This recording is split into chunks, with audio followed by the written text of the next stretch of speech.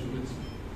গোষ্ঠী হিসেবে ভোক্তা তথা নাগরিক সমাজ ভোক্তাচরণকে এবং প্রতিষ্ঠান হিসেবে ভোক্তা অধিকার সংরক্ষণ অধিদপ্তরকে বিদ্যমান চ্যালেঞ্জের সাথে নতুন নতুন চ্যালেঞ্জ মোকাবেলা করতে হচ্ছে এবং নিঃসন্দেহে এ সকল চ্যালেঞ্জ ভোক্তা অধিকার সুরক্ষার পদক্ষেপকে অধিকতর দুর্বল করার প্রয়াস হিসেবে গণ্য করা যেতে পারে। এ বিষয়ে স্থানীয় প্রশাসন সহ নাগরিক সমাজ ও সিভিল সোসাইটি সংগঠন সমূহের কার্যকরভাবে এগিয়ে আসার প্রয়োজন বলে আমি মনে করছি। যেমন বিদ্যমান যে চ্যালেঞ্জগুলো আছে তার মধ্যে রয়েছে আইনগত সীমাবদ্ধতা বা দুর্বলতা, এরপর আছে কাঠামোগত যথাযথতার সীমাবদ্ধতা, জনবল সংকট, বিধিগত দুর্বলতা, সীমাবদ্ধতা, পদ্ধতিগত বা বাস্তবায়ন প্রক্রিয়া বিভ্রান্তি ইত্যাদি। তাছাড়াও অধিকতর সামনে আসছে নতুন নতুন চ্যালেঞ্জ। আইনগত সীমাবদ্ধতা দুর্বলতা। বিদ্যমান ভোক্তা অধিকার আইন 2009 71 ধারাটি মারাত্মকভাবে সংবিধানের সাথে অসামঞ্জস্যপূর্ণ ও নাগরিক বা ভোক্তাকে আইনের আশ্রয় লাভের সুযোগের প্রতিবন্ধক এবং এই ধারাটি সংবিধানের সাথে সামঞ্জস্যপূর্ণ করে সংশোধন করা উচিত বলে মনে করি। একইভাবে যেহেতু অধিদপ্তরের কাজ প্রশাসনিক সেহেতু এর আরোপিত জরিমানার পরিমাণ মূল জরিমানা হতে বৃদ্ধি যেমন দ্বিগুণ করা উচিত বলে মনে করি। অন্যদিকে কিছু আইনগত প্রতিকারের বা পদ্ধতিগত বিষয়ে মূল আইনটির সংশোধন হতে পারে। সে আলোকে অধিদপ্তর শীঘ্রই আইন সংশোধনের প্রস্তাব রাখবে। ইতিমধ্যে সংশোধনের জন্য একটি কমিটি গঠিত হয়েছে এবং কমিটির সুপারিশ চূড়ান্ত পর্যায়ে রয়েছে। আনুষ্ঠানিকভাবে সুপারিশ প্রাপ্তির পর অধিদপ্তর তা পর্যালোচনা করে এবং ভোক্তা অধিকার সংরক্ষণ পরিষদের সবার সিদ্ধান্তের আলোকে ব্যবস্থা নেওয়া হবে। আইনগত বিষয়ে আমাদের এখন পদক্ষেপ। আজই বলে রাখি যে এই আইনের বিষয়ে আইনের কমিটির সাথে আমরা বসেছিলাম।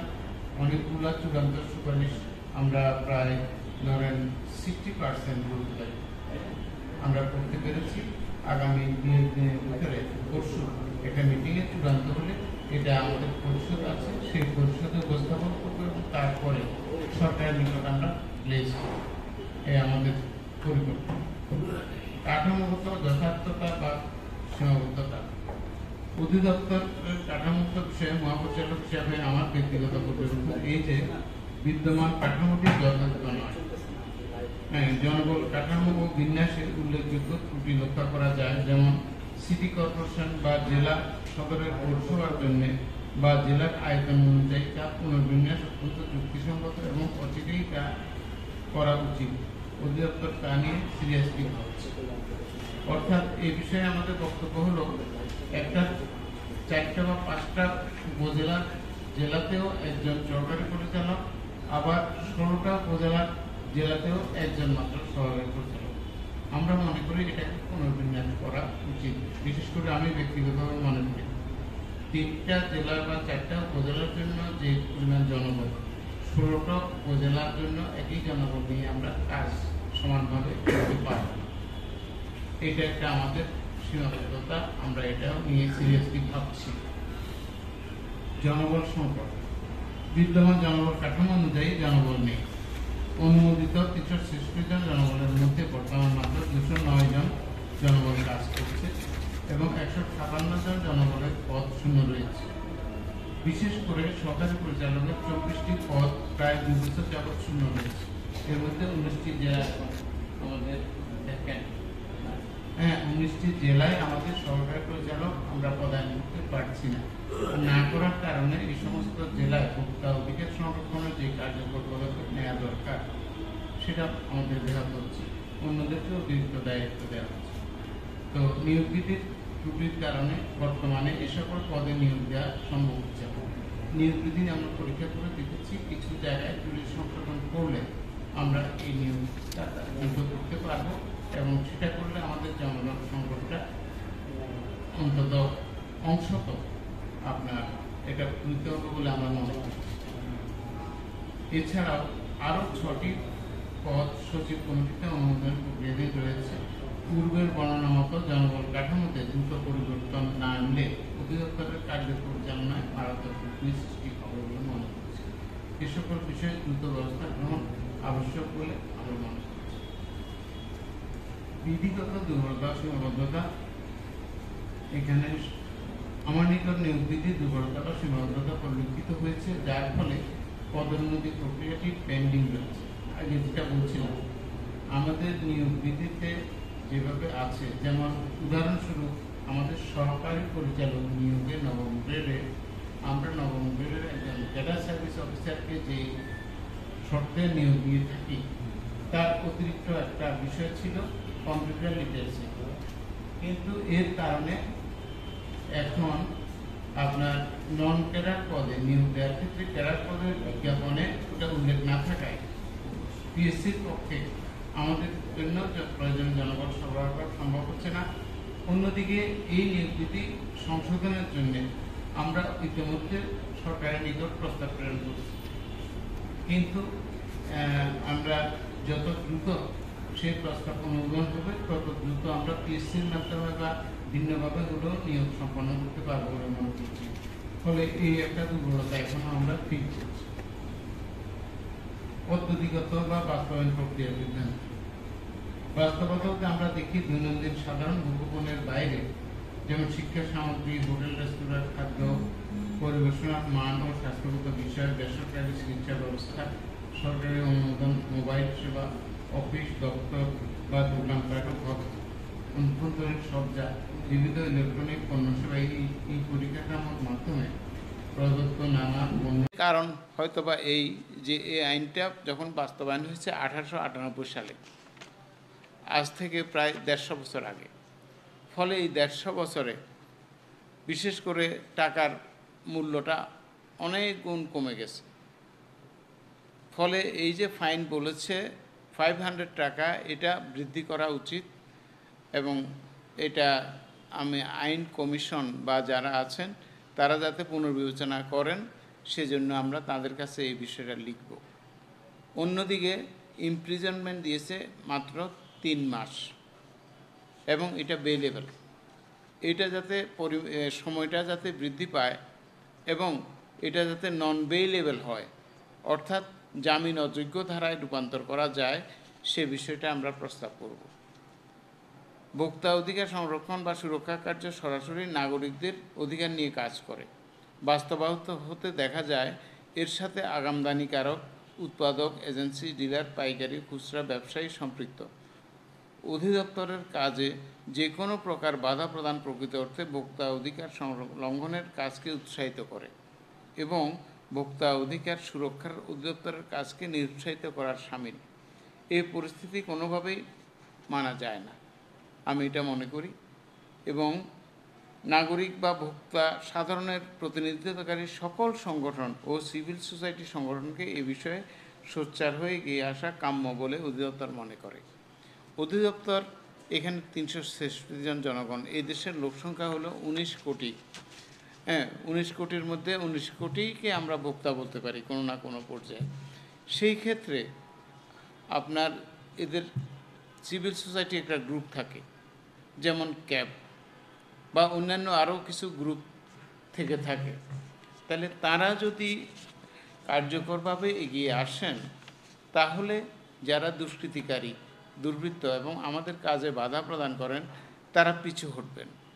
তো আমি কামনা করি যে দেশব্যাপী সিভিল সোসাইটির সংগঠন ভোক্তাদের স্বার্থ সংরক্ষণে ওনারা সোচ্চার হবেন, এটা আমি আপনাদের মাধ্যমেও সবার প্রতি আহ্বান জানাতে চাই।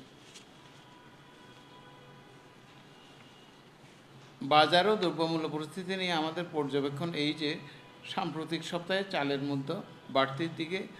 অধিদপ্তর বিভাগীয় ও জেলা কার্যালয় থেকে প্রাপ্ত তথ্য মতে চালের মূল্য বৃদ্ধির কয়েকটা কারণ আমরা যেটা পেয়েছি সেটা আপনাকে জানাই।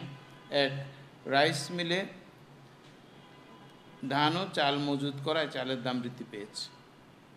বাজারে ধানের মূল্য বৃদ্ধি পাওয়ার কারণেও চালের দাম বৃদ্ধি পেয়েছে, যেটা সরকারিভাবে ধানের দাম এই বছর সংগ্রহ মূল্য গতবারের তুলনায় বৃদ্ধি পেয়েছে একটু বেশি।